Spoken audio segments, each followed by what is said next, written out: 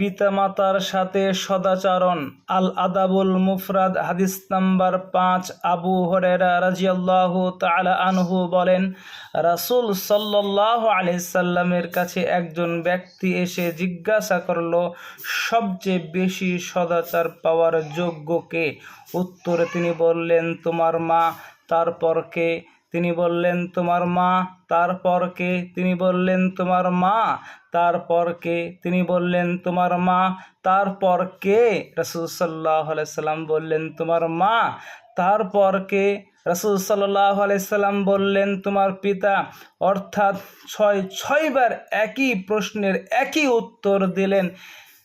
মাতাকে বেশি সম্মান করতে হবে, মাতাকে বেশি ভালোবাসতে হবে, পিতাকেও ভালোবাসতে হবে।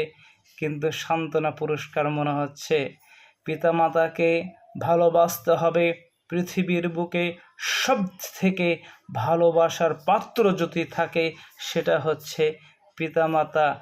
আজ দেখা যাচ্ছে আমরা ছেলে মেয়েকে লালন পালন করতে গিয়ে পিতামাতার কোনো খোঁজ নিই না। পিতামাতা কোথায় পড়ে থাকে খোঁজ নিই না। পিতামাতা কি খাচ্ছে কি খাচ্ছে না, কি পড়ছে কি পড়ছে না, কোনো খোঁজ নিই না। অথচ হাজার হাজার লাখ লাখ টাকা দিয়ে সন্তানদের লালন পালন করছি চাকরি পাওয়ার আশায়, ডাক্তার করার আশায়। মনে রাখবেন যে সন্তানদেরকে আপনি লালন পালন করছেন, আর যদি আপনার 2টি কিডনি খারাপ হয়ে যায় ওই সন্তানগুলো দিবে না। ওই পিতামাতা, বৃদ্ধ পিতামাতা আপনাকে বাঁচানোর জন্য একটি কিডনি আপনাকে দিয়ে বাঁচানোর চেষ্টা করবে। যে পিতামাতাকে আপনি কাপড় দিচ্ছেন না, খেতে দিচ্ছেন না, পড়তে দিচ্ছেন না, খেয়াল রাখবেন, মূল্যায়ন করুন বেঁচে থাকতেই।